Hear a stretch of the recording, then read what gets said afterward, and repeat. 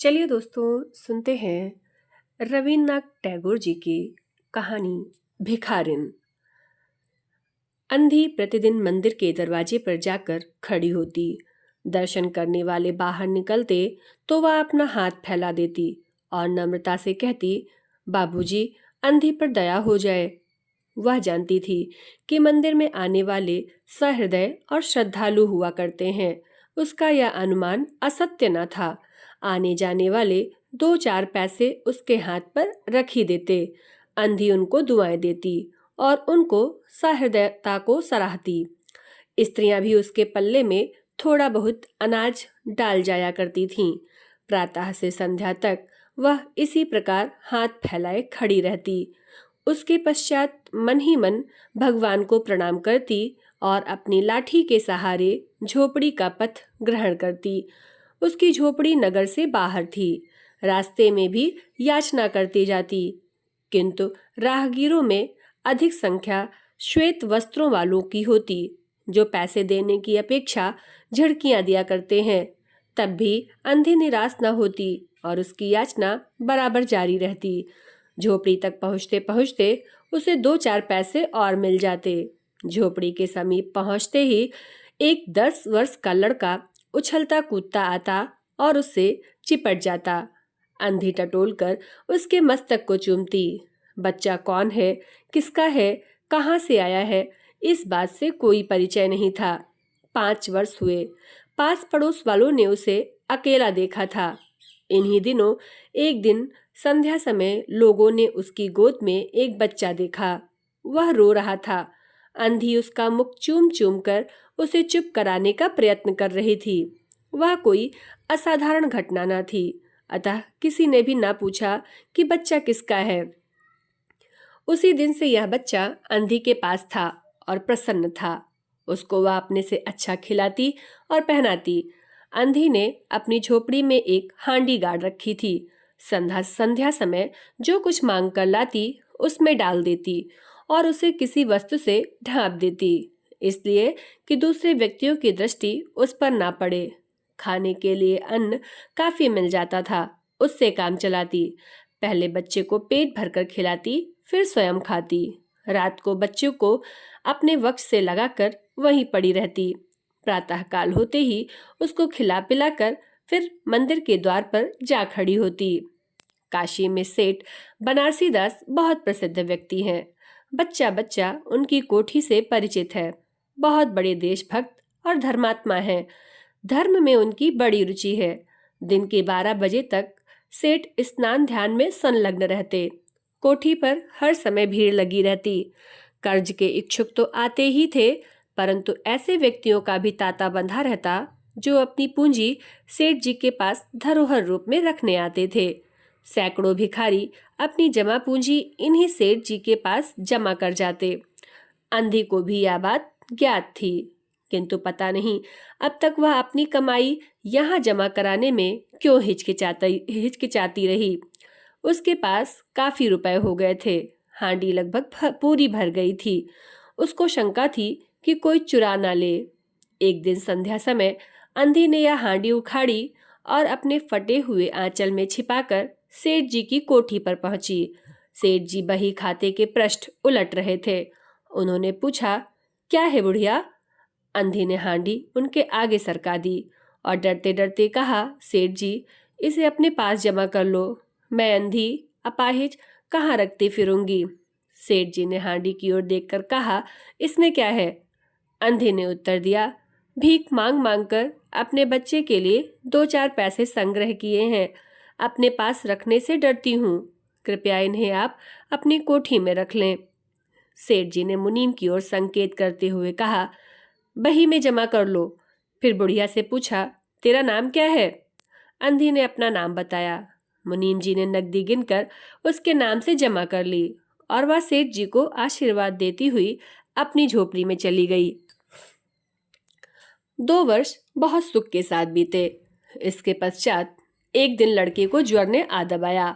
अंधी ने दवा दारू की, झाड़ फूक से भी काम लिया, टोने टोटके की परीक्षा की, परंतु संपूर्ण प्रयत्न व्यर्थ सिद्ध हुए। लड़के की दशा दिन प्रतिदिन बुरी होती गई। अंधी का हृदय टूट गया। साहस ने जवाब दे दिया, निराश हो गई। परंतु फिर ध्यान आया कि संभवतः डॉक्टर के इलाज से फायदा हो जाए। इस विचार के आते ही वह गिरती पड़ती सेठ जी की कोठी पर आ पहुंची। सेठ जी उपस्थित थे। अंधी ने कहा, सेठ जी, मेरी जमा पूंजी में से 10-5 रुपए मिल जाए तो बड़ी कृपा हो। मेरा बच्चा मर रहा है, डॉक्टर को दिखाऊंगी। सेठ जी ने कठोर स्वर में कहा, कैसी जमा पूंजी, कैसे रुपए? मेरे पास किसी के रुपए जमा नहीं है। अंधी ने रोते हुए उत्तर दिया, 2 वर्ष हुए मैं आपके पास धरोहर रख गई थी, दे दीजिए, बड़ी दया होगी। सेठ जी ने मुनीम की ओर रहस्यमयी दृष्टि से देखते हुए कहा, मुनीम जी, जरा देखना तो, इसके नाम की कोई पूंजी जमा है क्या? तेरा नाम क्या है री? अंधी की जान में जान आई, आशा बंधी। पहला उत्तर सुनकर उसने सोचा कि सेठ बेईमान है, किंतु अब सोचने लगी संभवतः उसे ध्यान न रहा होगा। ऐसा धर्मी व्यक्ति भी भला कहीं झूठ बोल सकता है। उसने अपना नाम बता दिया।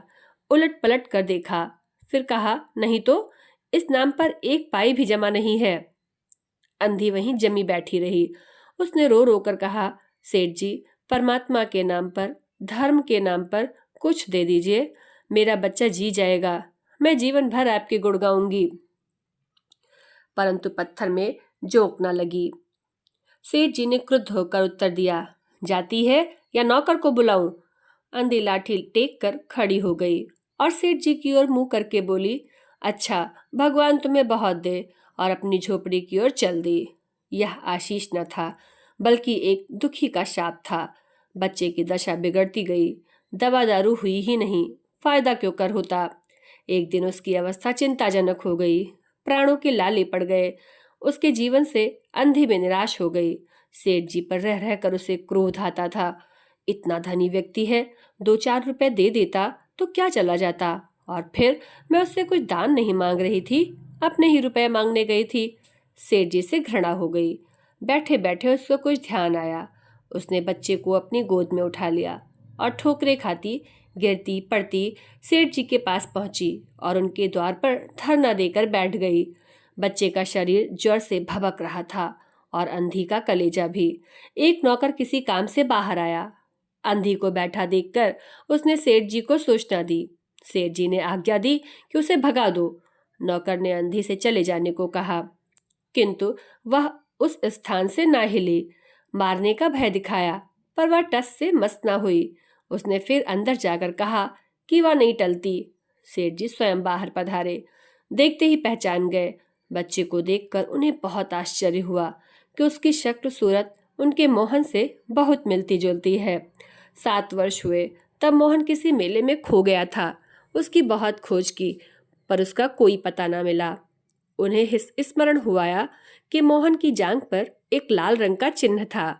इस विचार के आते ही उन्होंने अंधी की गोद के बच्चे की जांघ देखी। चिन्ह अवश्य था, परंतु पहले से कुछ बड़ा। उनको विश्वास हो गया कि बच्चा उन्हीं का है, परंतु तुरंत उसको छीनकर अपने कलेजे से चिपटा लिया। शरीर ज्वर से तप रहा था। नौकर को डॉक्टर लाने के लिए भेजा और स्वयं मकान के अंदर चल दिए। अंधी खड़ी हो गई और चिल्लाने लगी, मेरे बच्चे को ना ले जाओ, मेरे रुपए तो हजम कर गए, अब क्या मेरा बच्चा भी मुझसे छीनोगे? सेठ जी बहुत चिंतित हुए और कहा, बच्चा मेरा है, यही एक बच्चा है। 7 वर्ष पूर्व कहीं खो गया था, अब मिला है, सो इसे कहीं नहीं जाने दूंगा। लाख यत्न करके भी इसके प्राण बचाऊंगा। अंधी ने एक जोर का ठहाका लगाया, तुम्हारा बच्चा है, इसलिए लाख यत्न करके भी उसे बचाओगे? मेरा बच्चा होता तो उसे मर जाने देते। क्यों? यह भी कोई न्याय है? इतने दिनों तक खून पसीना एक करके उसको पाला है, मैं उसको अपने हाथ से नहीं जाने दूंगी। सेठ जी की अजीब दशा थी। कुछ करते धरते बन नहीं पड़ता था। कुछ देर वहीं मौन खड़े रहे, फिर मकान के अंदर चले गए। अंधी कुछ समय तक खड़ी रोती रही, फिर वह भी अपनी झोपड़ी की ओर चल दी। दूसरे दिन प्रातःकाल प्रभु की कृपा हुई। यह दवा ने जादू का सा प्रभाव दिखाया। मोहन का ज्वर उतर गया। होश आने पर उसने आंख खोली तो सर्वप्रथम शब्द उसकी जबान से निकला, माँ। चहुं ओर अपरिचित शक्लें देखकर उसने अपने नेत्र फिर बंद कर लिए। उस समय से उसका ज्वर फिर अधिक होना आरंभ हो गया। माँ की रट लगी हुई थी। डॉक्टरों ने जवाब दे दिया। सेठ जी के हाथ पांव फूल गए। चहुओर अंधेरा दिखाई पड़ने लगा। क्या करूं, एक ही बच्चा है, इतने दिनों बाद मिला भी तो मृत्यु उसको अपने चंगुल में दबा रही है। इसे कैसे बचाऊं? सहसा उसको अंधी का ध्यान आया। पत्नी को बाहर भेजा कि देखो कहीं वह अब तक द्वार पर न बैठी हो, परंतु वह वहां कहाँ। सेठ जी ने फिटन तैयार कराई और बस्ती से बाहर उसकी झोपड़ी पर पहुंचे। झोपड़ी बिना द्वार के थी। अंदर गए, देखा अंधी एक फटे पुराने टाट पर पड़ी है और उसके नेत्रों से अश्रुधारा बह रही है। सेठ जी ने धीरे से उसको हिलाया। उसका शरीर भी अग्नि की भांति तप रहा था। सेठ जी ने कहा, बुढ़िया, तेरा बच्चा मर रहा है। डॉक्टर निराश हो गए। रह रहकर वह तुझे पुकारता है, अब तो ही उसके प्राण बचा सकती है। चल और मेरे नहीं नहीं, अपने बच्चे की जान बचा ले। अंधे ने उत्तर दिया, मरता है तो मरने दो, मैं भी मर रही हूँ। हम दोनों स्वर्ग लोक में फिर माँ बेटे की तरह मिल जाएंगे। इस लोक में सुख नहीं है, वहाँ मेरा बच्चा सुख में रहेगा। मैं वहाँ उसकी सुचारू रूप से सेवा शुश्रूषा करूंगी।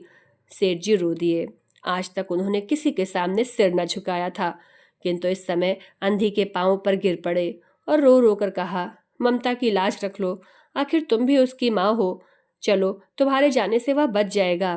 ममता शब्द ने अंधी को विकल कर दिया। उसने तुरंत कहा, अच्छा चलो। सेठ जी सहारा देकर उसे बाहर लाए और फिटन पर बिठा दिया। फिटन घर की ओर दौड़ने लगी। उस समय सेठ जी और अंधे भिखारिन दोनों की एक ही दशा थी। दोनों की यही इच्छा थी कि शीघ्र से शीघ्र अपने बच्चे के पास पहुंच जाए। कोठी आ गई। सेठ जी ने सहारा देकर अंधी को उतारा और अंदर ले गए। भीतर जाकर अंधी ने मोहन के माथे पर हाथ फेरा। मोहन पहचान गया कि यह उसकी माँ का हाथ है। उसने तुरंत नेत्र खोल दिए और उसे अपने समीप खड़े हुए देखकर कहा, माँ, तुम आ गई। अंधी भिखारिन मोहन के सिराने बैठ गई और उसने मोहन का सिर अपने गोद में रख लिया। उसको बहुत सुख अनुभव हुआ और वह उसकी गोद में तुरंत सो गया। दूसरे दिन से मोहन की दशा अच्छी होने लगी और 10-15 दिन में वह बिल्कुल स्वस्थ हो गया। जो काम हकीमों के जोशांदे, वैद्यों की पुड़िया और डॉक्टरों के मिक्सर ना कर सके, वह अंधी की स्नेहमयी सेवा ने पूरा कर दिया। मोहन के पूरी तरह स्वस्थ हो जाने पर अंधी ने विदा मांगी। सेठ जी ने बहुत कुछ कहा, सुना कि वह उन्हीं के पास रह जाए, परंतु वह सहमत ना हुई। विवश होकर विदा करना पड़ा। जब वह चलने लगी तो सेठ जी ने रुपयों की एक थैली उसके हाथ में दे दी। अंधी ने मालूम किया, इसमें क्या है?